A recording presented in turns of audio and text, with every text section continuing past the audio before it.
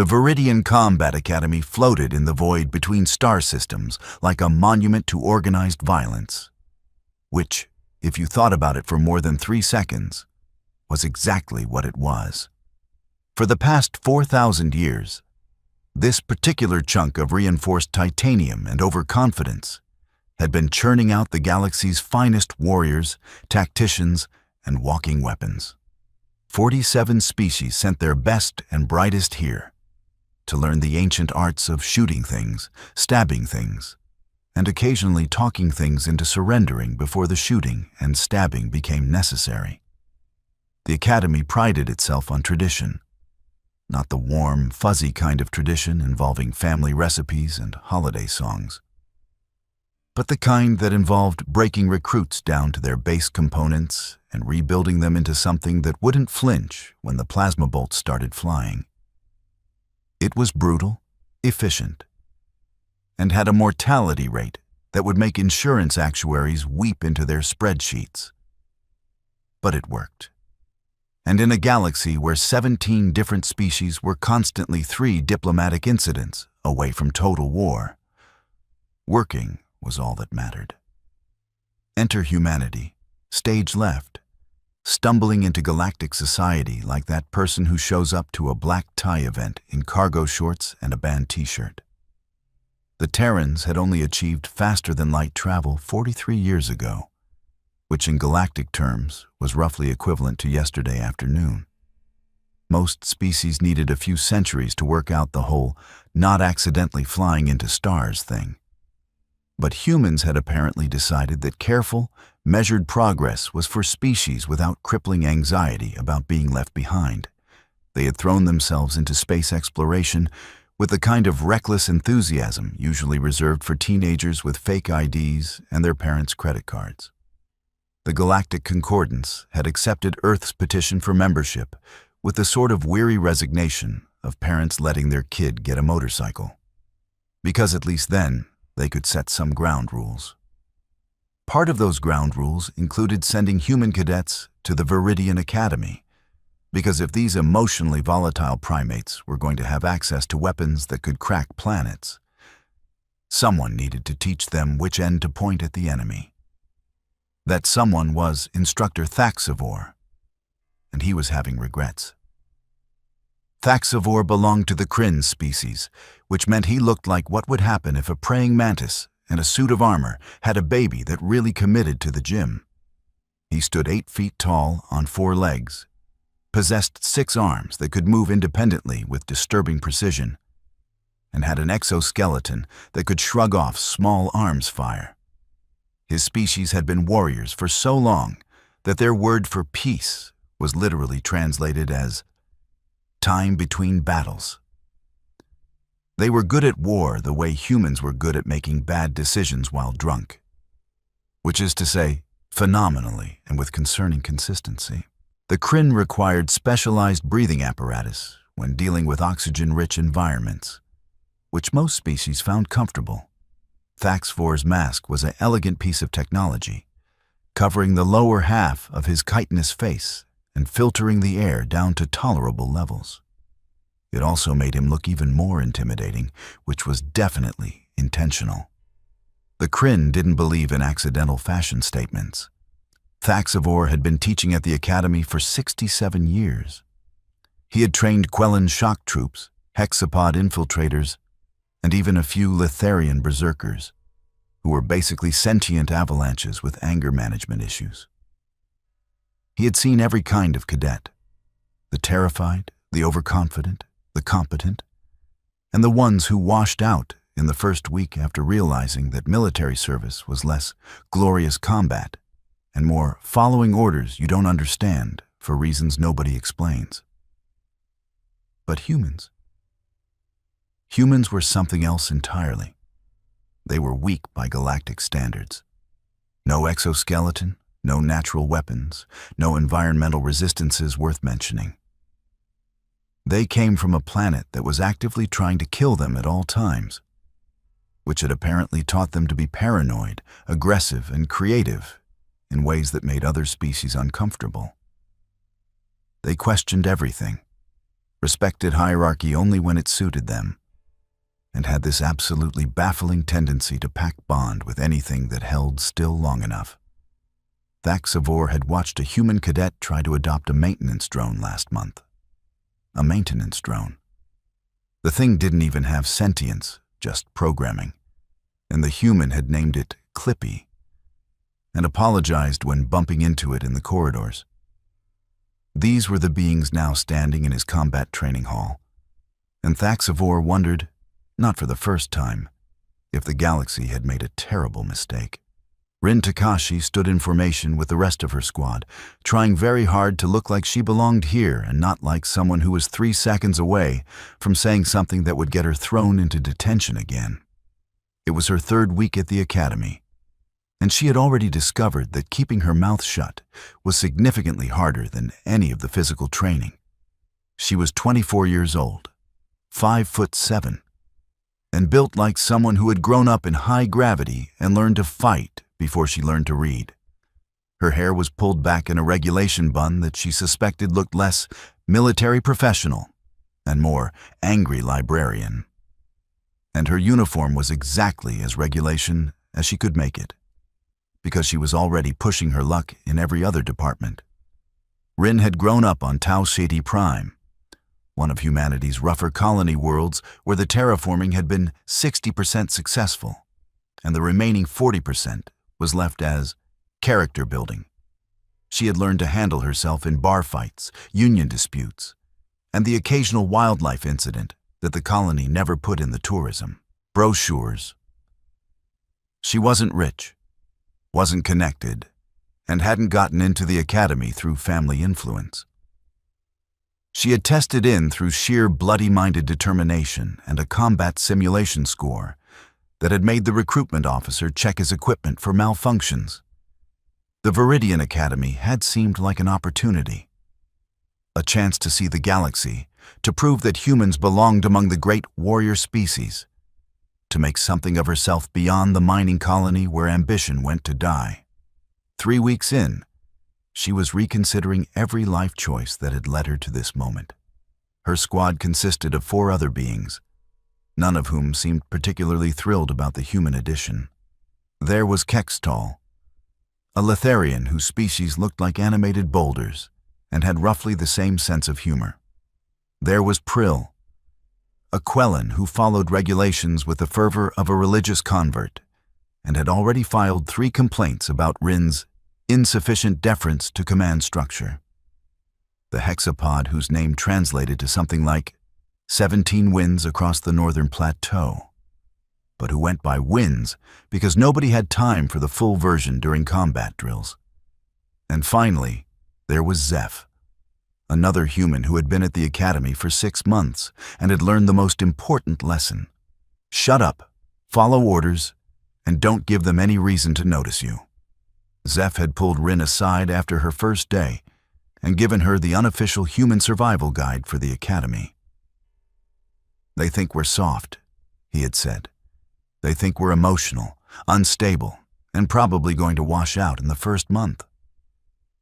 So every time you argue, every time you question an order, every time you do anything except nod and say, 'Yes, instructor,' you're proving them right." Rin had nodded, filed that information away, and then promptly ignored it. Because here was the thing about Rin Takashi. She had a pathological inability to let stupid things go unchallenged.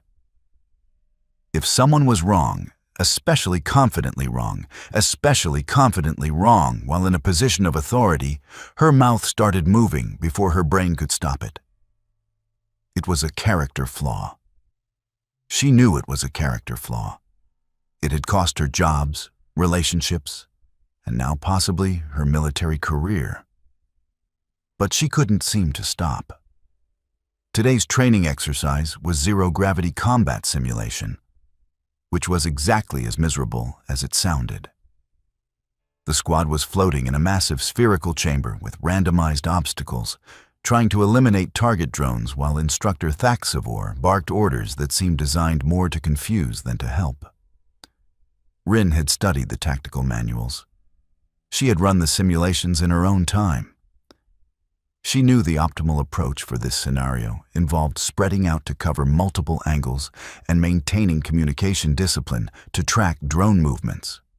What Thaxavor was ordering them to do was bunch up in the center of the chamber like targets in a barrel, which was great if your tactical goal was die efficiently.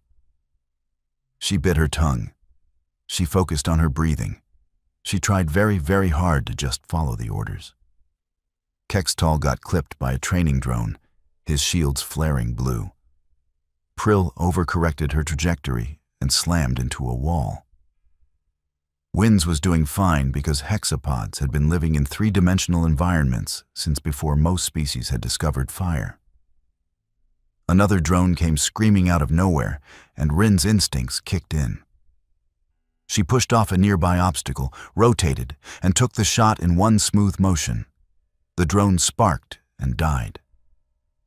"Cadet Takashi!" Thaxavor's voice crackled through the comms, and she could hear the mandibles clicking in his version of anger. "Did I authorize individual initiative?" "No, Instructor. But the drone was going to hit Winds, and I did not ask for explanation. I asked if I authorized your action." Rin felt her jaw clench.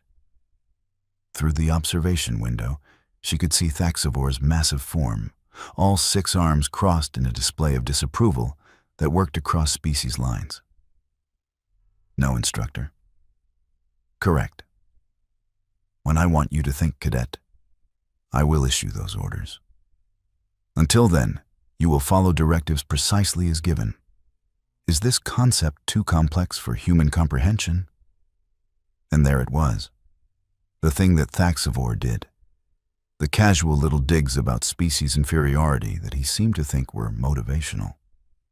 Maybe they worked on Kryn cadets who had been raised in a culture of ritual humiliation and combat hierarchy. Maybe they even worked on some of the other species who were used to instructors being casually cruel. They did not work on Rin Takashi. "Instructor, with respect, the tactical approach you've outlined has a 73% failure rate according to the Academy's own combat statistics from..." The comms went silent. In the observation room, Thaxavor had gone completely still, which was never a good sign with Kryn.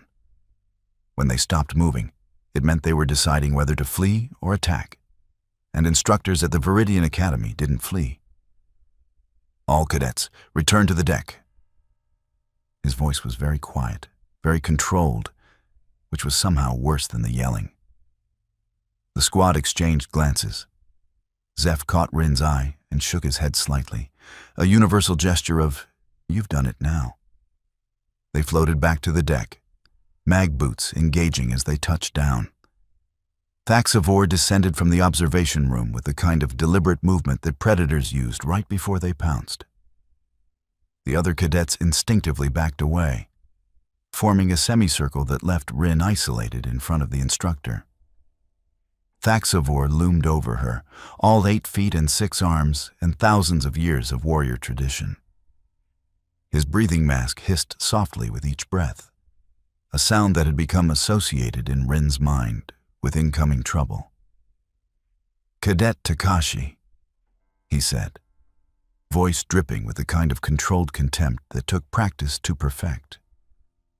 "You seem to believe that your 3 weeks of training have granted you superior tactical knowledge to my 67 years of combat experience." "No, Instructor, you just questioned my orders in front of your squad. Again."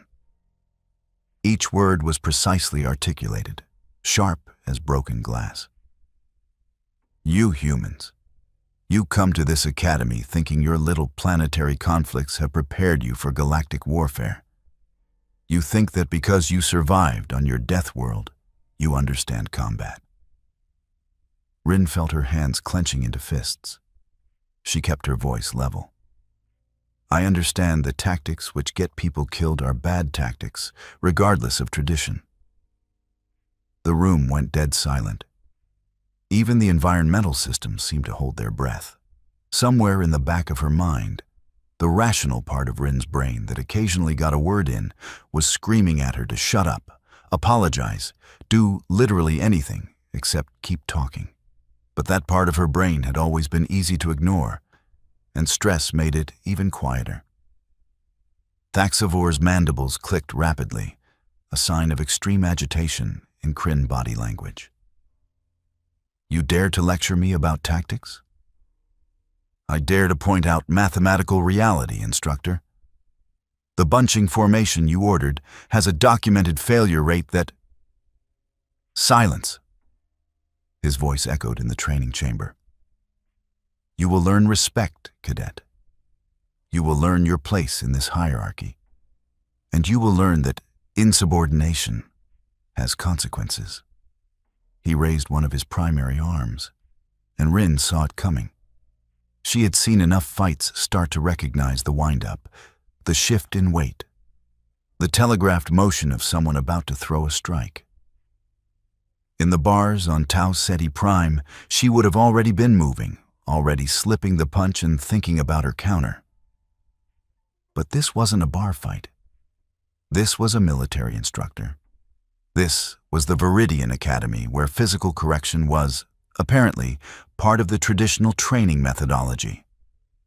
This was her being tested on whether she understood military discipline. So she stood there, and she took it. The slap was open-handed but delivered with enough force to snap her head to the side and make her ears ring.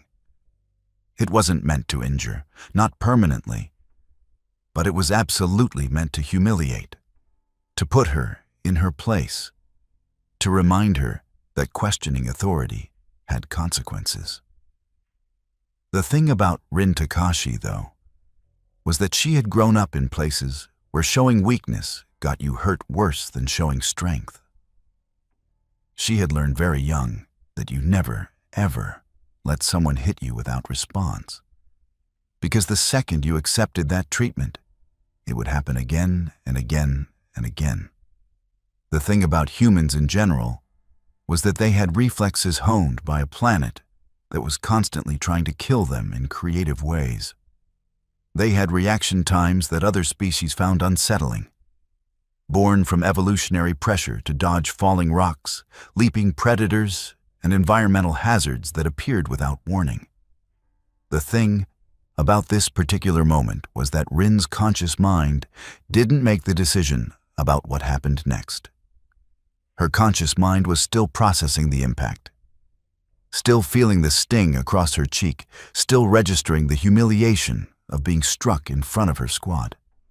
Her unconscious mind, the part shaped by 24 years of survival on a hostile colony world, made the decision in approximately 0.3 seconds. She moved.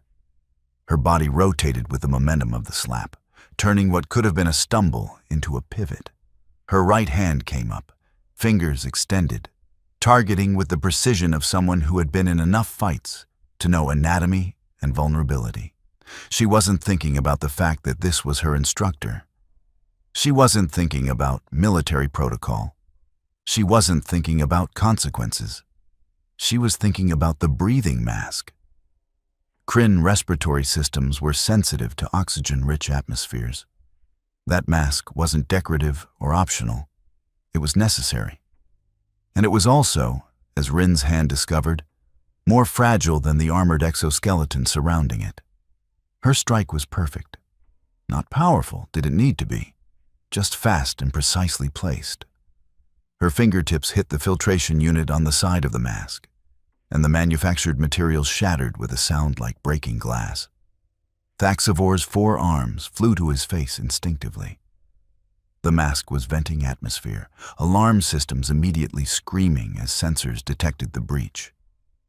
He staggered backward, mandibles clicking frantically, and for the first time since she had met him, Instructor Thaxavor looked vulnerable. Emergency klaxons began wailing throughout the facility.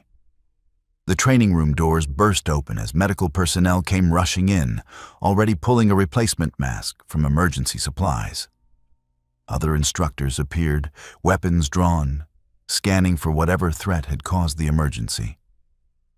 And there was Rin, standing in the center of the training deck, her hand still extended from the strike, her cheek red from the slap, and her expression showing the exact moment when her conscious mind caught up with what her unconscious reflexes had done. "Oh," she said quietly to no one in particular. "I am so fired." Thaxavor was surrounded by medical personnel, fitted with an emergency mask, his breathing returning to something approaching normal. But his eyes, compound and multifaceted and alien as they were, fixed on Rin with an expression that transcended species. It was the look of someone who had fundamentally miscalculated. The head of Academy security, a Quellan named Commander Vixtara, materialized at Rin's shoulder. "Cadet Takashi, you are confined to quarters pending disciplinary review. Do you understand?" Rin nodded, not trusting her voice. As security led her away, she caught Zeph's expression. He looked like someone watching a traffic accident in slow motion, horrified but unable to look away. The rest of her squad was pressed against the far wall, very deliberately not making eye contact with anyone. In the corridor, as the doors sealed behind them, Commander Vixtara spoke quietly. "For what it's worth, Cadet, that was the fastest strike response time I have seen in 30 years at this academy. Is that going to help at my court-martial?" "Probably not." "Yeah," Rin said, feeling the adrenaline starting to wear off and the shaking beginning in her hands. "That's what I thought." The holding cell was cleaner than she expected, which was somehow worse. If it had been grim and medieval, she could at least have felt tragic and persecuted. Instead, it was well lit, temperature-controlled, and equipped with a comfortable bunk, which made her feel less like a wrongly accused victim and more like someone who had screwed up and was facing reasonable consequences. The disciplinary review board convened 36 hours later, which gave Rin plenty of time to replay the incident in her mind approximately 8,000 times, and think of all the ways she could have handled it differently. Apologized, accepted the punishment, kept her mouth shut in the first place, not joined the military, stayed on Tau Ceti Prime, majored in library science. The board consisted of 5 members representing different species, which was supposed to ensure fairness, but actually ensured that everyone brought their own cultural biases to the proceedings. There was Commander Vixtara, who seemed more interested in the tactical aspects than the moral ones. A hexapod admiral, whose name Rin couldn't pronounce. A Litharian general who looked like a pile of rocks that had gained sentience and opinions. A Kryn ambassador, who had shown up to make sure humanity didn't get away with assaulting one of their species. And, because Earth had insisted, a human cultural attaché named Dr. Marcus Webb, who looked like he had aged 20 years since arriving at the academy. The prosecution laid out their case with the efficiency of people who had a very clear-cut situation. Cadet had struck a superior officer. Cadet had destroyed academy property. Cadet had created a medical emergency. The fact that said cadet was human was never explicitly mentioned, but hung in the air like smoke. The defense, such as it was, consisted of Dr. Webb trying to explain human cultural context to beings who had very different understandings of appropriate behavior. "On Earth," he explained, voice weary with the weight of being humanity's designated explainer, "physical discipline has been largely phased out of our military structures. Striking a subordinate would be grounds for disciplinary action against the person doing the striking. Then humans have soft militaries," the Kryn ambassador said flatly, "which explains their performance in the last 3 conflicts. With respect, Ambassador, human forces have performed admirably in recent engagements. But we train through drill and repetition, not through physical punishment. Training through discomfort is traditional across most galactic species. the Letharian general rumbled, his voice like grinding stones. The cadet should have anticipated physical correction as a potential consequence of insubordination. The cadet, Rin said quietly from her seat, and 5 pairs of alien eyes turned to her, did anticipate it. I took the hit. I didn't try to block or dodge. What happened after was reflex. Reflex, the Kryn ambassador said, making it sound like an accusation. You expect this board to believe that a trained military cadet lacks control over her own reflexes? I expect this board to understand that when you hit someone, they might hit back. That's not a human thing. That's a basic action-reaction thing. Commander Vix Tara leaned forward, her scaled features unreadable. The recording shows 0.3 seconds between impact and your counterstrike. That is faster than most species' conscious reaction time. Exactly, Rin said. It was unconscious. I didn't decide to break his mask. My body just moved. Convenient, the ambassador said. Dr. Webb cleared his throat. If I may, I would like to submit evidence of human reaction times compared to other species. Humans evolved on a planet with significant environmental hazards. Our neural pathways are optimized for rapid threat response. A 0.3 second reaction to being struck is well within normal human parameters. The hexapod admiral clicked his mandibles thoughtfully. The question before this board is not whether the human could control her response, but whether she should have been in a position to need such control. Instructor Thaxivore initiated physical contact, which is standard disciplinary protocol, the Kryn ambassador countered. For Kryn cadets, the admiral said, not for species with different cultural frameworks. If we strike a being whose instincts tell them to defend themselves, we cannot be surprised when they do so. The Letharian general made a sound like rocks grinding together, which might have been laughter. So we should train warriors who will not defend themselves when struck? We should train warriors who understand appropriate contexts for violence, Commander Vix Tara said. A training yard is not combat. An instructor is not an enemy. Cadet Takashi failed to make that distinction. Instructor Thaxivore failed to make that distinction first, Dr. Webb said. He chose to employ physical violence in a training context with a species he knew had different cultural standards. The debate went on for 3 hours, circular and frustrating, and covering the same ground repeatedly. Rin sat through it, watching her future get dissected by beings who were trying to be fair, but were ultimately limited by their own perspectives. Finally, the hexapod admiral raised a wing for silence. We will review the evidence and reconvene tomorrow with a decision. Cadet Takashi, you are dismissed to your quarters. That night, Rin lay in her bunk and stared at the ceiling, wondering if she would be the first human to wash out of the Vidian Academy for reasons of excessive self-defense. It would be a hell of a story to tell back on Tau Ceti Prime, assuming she could afford passage home after the Academy revoked her scholarship. The door chimed. She opened it to find Zeph standing in the corridor, holding 2 cups of something that smelled like bad coffee, but was actually the human-compatible stimulant the Academy provided. Figured you could use this, he said.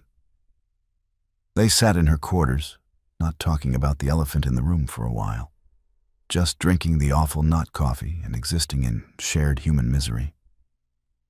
You know, Zeph finally said, when I told you to keep your head down, this is literally the opposite of that.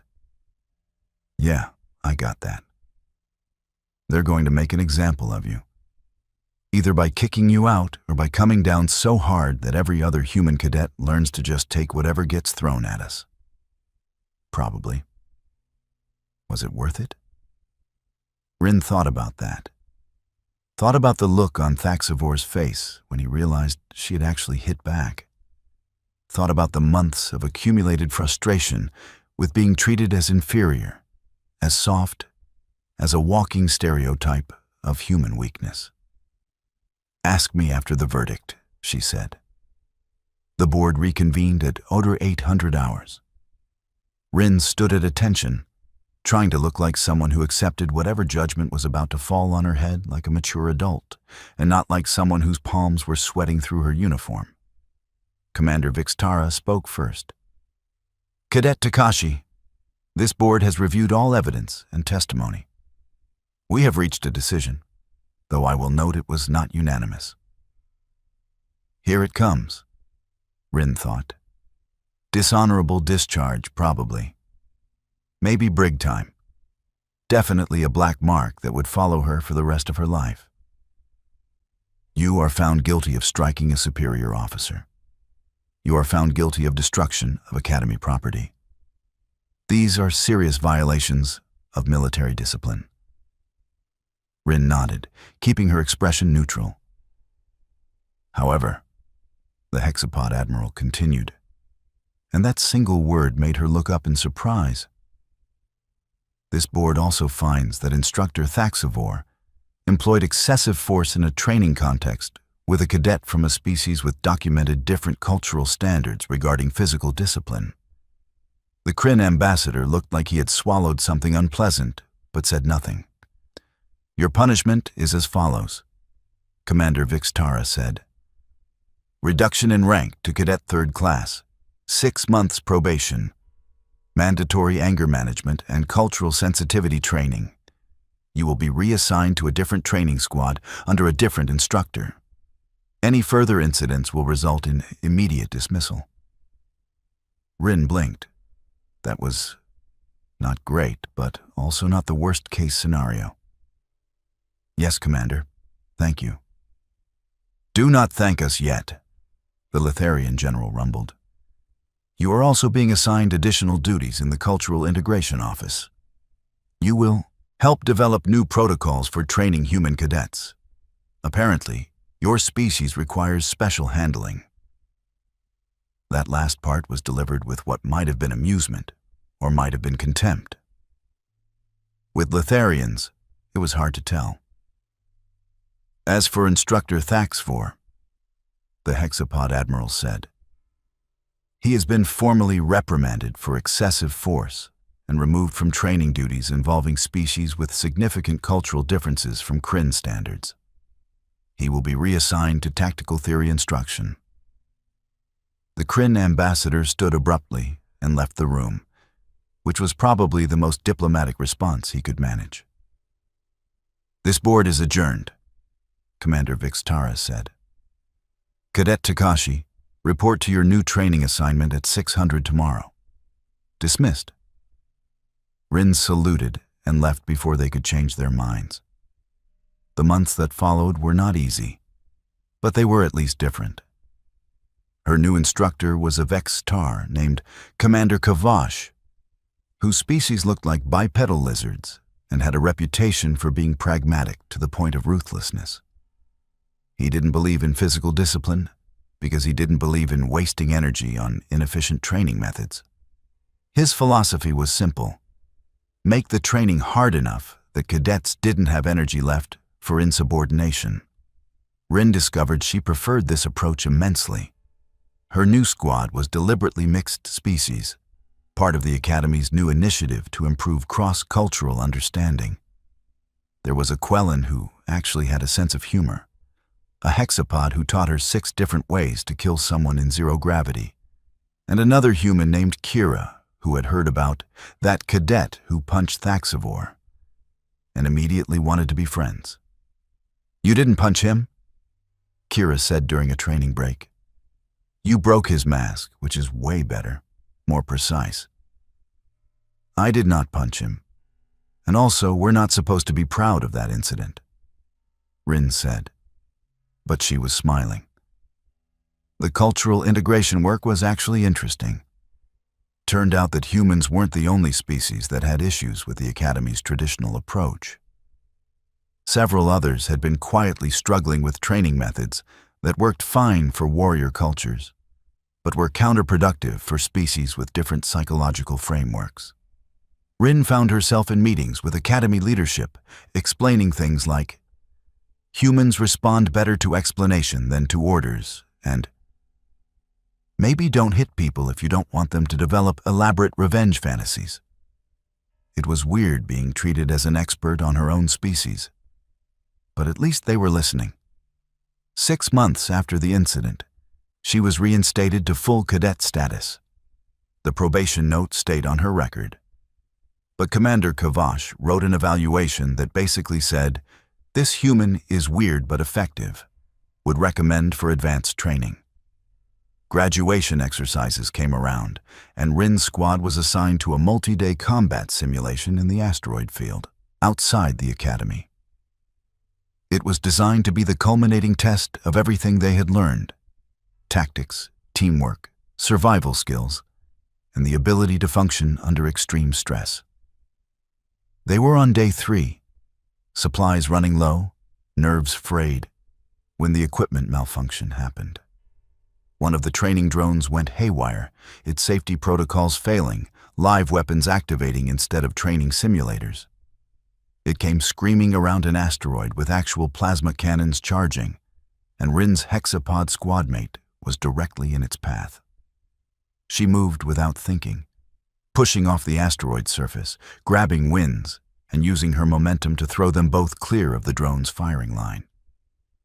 They tumbled through space, thrusters firing to stabilize, and Rin put herself between winds and the malfunctioning drone. "Rin, what are you doing?" Winds clicked frantically. "That thing you taught me," Rin said, "about using obstacles for cover in 3-dimensional combat. Watch." She led the drone on a chase through the asteroid field, using the rocks and debris to break line of sight, exactly the way Winds had shown her. Not the way the Academy manual said to do it. Not the way Instructor Thaxavor would have ordered. The way that actually worked. The drone, operating on damaged programming, couldn't adapt to the irregular movement patterns. It slammed into an asteroid and deactivated, alarms screaming as Academy response teams scrambled to locate the malfunction. In the observation center, among the instructors monitoring the exercise, Thaxavor stood watching the replay. His new mask was sleeker than the old one, more advanced, and his mandibles clicked in what might have been thoughtful consideration. Commander Kavash glanced at him. "Your cadet performed well." "She is not my cadet," Thaxavor said, but his tone was more tired than bitter.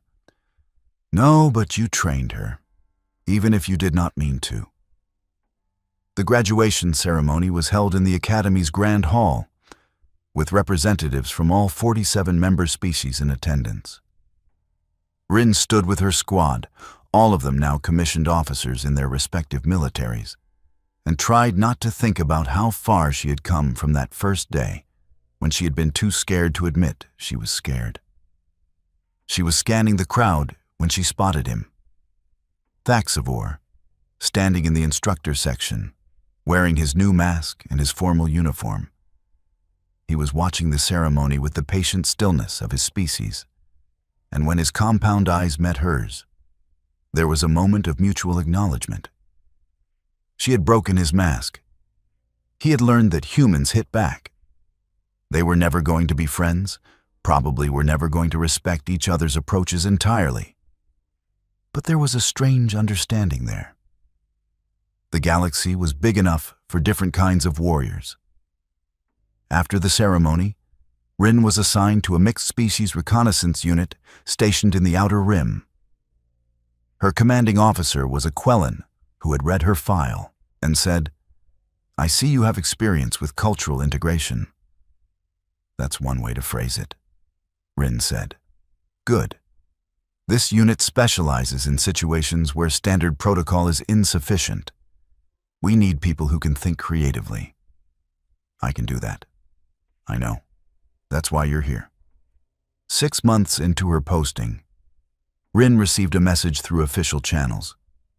It was a tactical paper published in the Academy's quarterly journal, authored by Thaxivore. The title was Incorporating Unpredictability into Combat Doctrine: Lessons from Cross-Species Training Initiatives. She skimmed it, recognizing some of the scenarios from her own training, seeing her unauthorized tactics discussed in clinical, academic language. The paper didn't mention her by name, but there was a footnote referring to recent incidents demonstrating the value of rapid adaptive response in mixed species units. She sent a brief message back through channels. Interesting paper. Some of those tactics are actually from the hexapods, though. Credit where due. 3 days later. Noted. Revisions forthcoming. Do not break any more equipment, Cadet. It's Lieutenant now, Instructor. I am aware. And that was that. Not quite forgiveness, not quite friendship. Just two people who had learned something from each other the hard way and were professional enough to acknowledge it. The galaxy continued turning, full of species that were learning to work together despite having completely different ideas about how the universe should function. The Vidian Academy updated its training protocols, adding flexibility where there had been only tradition, incorporating human unpredictability alongside Kryn discipline, alongside hexapod precision. And somewhere in the Outer Rim, Lieutenant Rin Takashi was teaching her squad the fine art of controlled insubordination, which she defined as following the spirit of orders while completely ignoring the letter of them. Isn't that just insubordination? One of her squad members asked. No, Rin said. Insubordination is when you get caught. It was. The galaxy was slowly learning. The most human answer possible. The Vidian Academy continued producing warriors, though the definition of what made a good warrior was evolving. Maybe the ability to question orders wasn't a weakness. Maybe reflexes that made you slap back when hit weren't a sign of poor discipline, but of good survival instincts. Maybe, just maybe, the species that had spent thousands of years perfecting the art of war had something to learn from the newcomers who didn't know the rules well enough to follow them. Or maybe Rin Takashi was just really good at breaking things that needed breaking, including masks, traditions, and the assumption that humans would quietly accept their place at the bottom of the galactic hierarchy. Either way, nobody slapped her again.